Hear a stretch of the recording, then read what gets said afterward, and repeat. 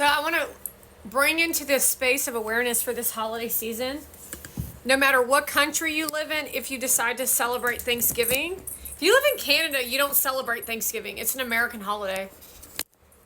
So I do find it strange that Monavan and Gary Vee go up to Canada to celebrate Thanksgiving. Doesn't make no sense. Thanksgiving is an American holiday.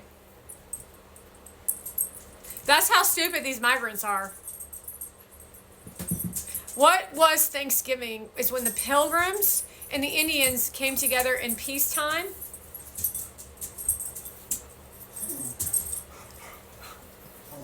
to break bread and conversate and create a way of living together.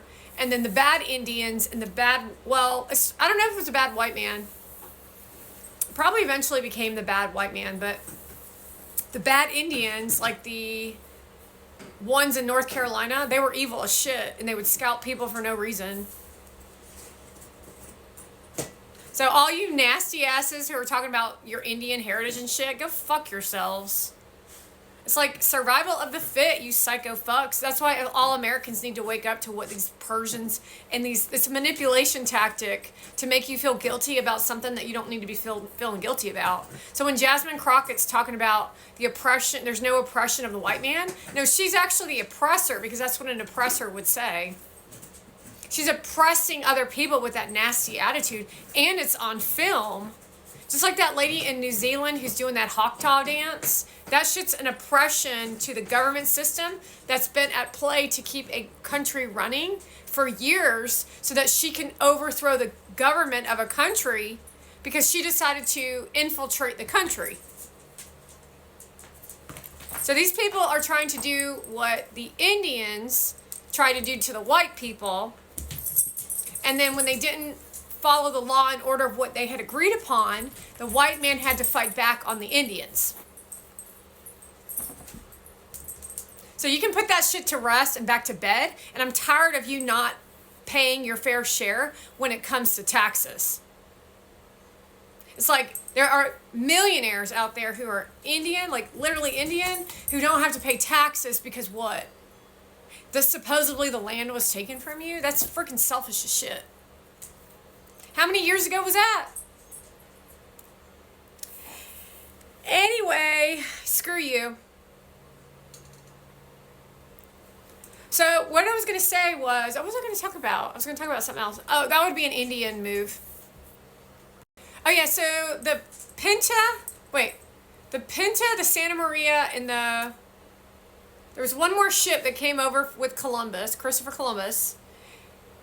Santa Maria, the Pinta, and I forget the last one. There's 3 ships that came over from Europe, and they started the settlement of what we know to be America today. And kids love to dress up like Indians, and it's super fun. And they sing. I don't know what they sing anymore, but don't ruin my Thanksgiving and my love for Indian, the old way of what we thought Indians were, for your violent abuse because you're suppressed in your emotions and you're insecure. And when in the old days you would make Indian vests and then pilgrim hats, it was so fun. And then you would make Indian hats, and then some were pilgrims and some were Indians, and then the kids would have lunch together, and I think they may have even done parades and stuff. And nowadays you're all annoying as shit, so nobody can have fun except for prostitutes talking about eat clean. Although that shit ain't fun either.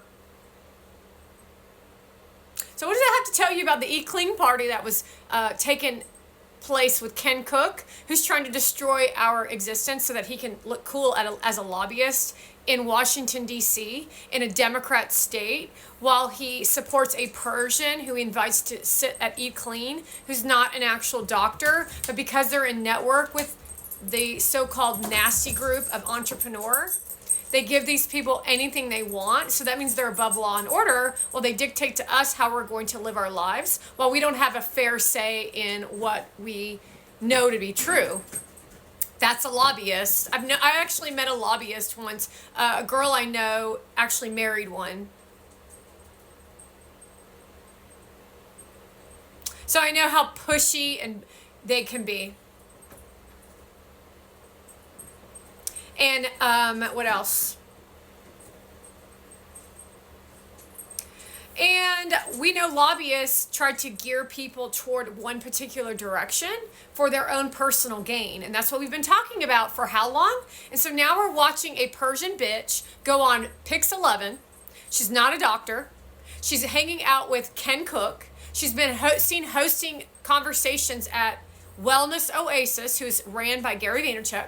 We've seen him and who he's hosting on his platform, who are all influencers. A lot of them are from foreign countries who have no fucking clue about how this government or our culture works.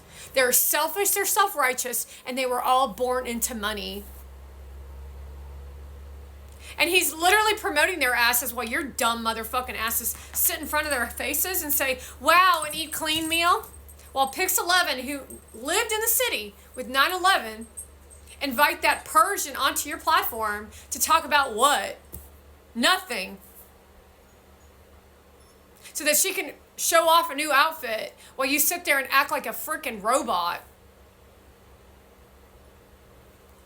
And those are New Yorkers because they're in the elite group of that nasty personality. See, the hard part about you all is you don't know how to connect to people. You don't know what it's like to live in a great city or a great town. And so what you've tried to do is destroy all of our lives while you tell us what it's like in New York City. But we don't like New York City. We don't want to live in New York City. We don't want that behavior in our faces or our lives. So then you try to fart all over us.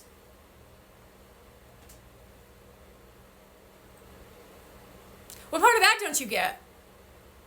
Then you train these women, because every woman you're going to encounter over this holiday are psychotic. They are being infiltrated by a psychosis of the Democratic Party, whether they are saying they're red or blue, and their personalities are weird as shit. And they're not who you think they used to be, even the woman laying next to you. Because they are ignorant. And because Repro Freedom was up in their faces, and because of media, and because of The View, because of a collective conscious shift of psychosis from American culture into this nasty ass shit that these influencers are crying out that we're not living in quality of equality. What a bunch of sick people. So when you're sitting across from your kid who you think's all friendly and up to great things with their influencer platform, just know that that's not your child sitting in front of you any longer. They're being infiltrated by a fake personality from somebody else. And if you remember who they used to be, and if you really listen and you really know who you are as a person, you'll definitely see who they've become and what they stand for and how they're trying to destroy humanity, not just your life, because this isn't just about you. You're literally in your own home of a war zone, and it all was brought on by a dementia group of Democrats who are not human. AOC clearly is an activist, not a politician. Newsom, clearly an activist, not a politician, supporting people like Paris Hilton, as well as the gay dude from Delaware. That's clearly not normal.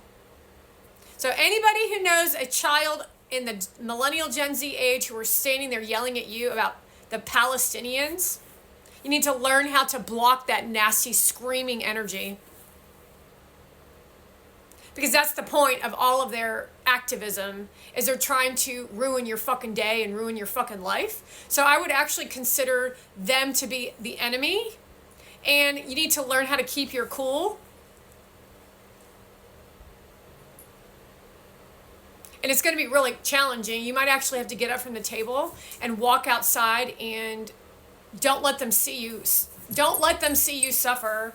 It would be like somebody who's an FBI agent who's undercover, who is trying to get information from somebody, but you don't react to the way that they respond to you. You just ask more questions. You don't give them any form of information. You just, this is for the men only. Men who are in the middle class, who have a brain on their shoulders. You just keep asking questions, and you keep asking questions, and you ask questions in all forms of asking questions. And when the meal is done, you go into your room and you write it all down. And that's how we get back to our culture, because then you've exposed who they are.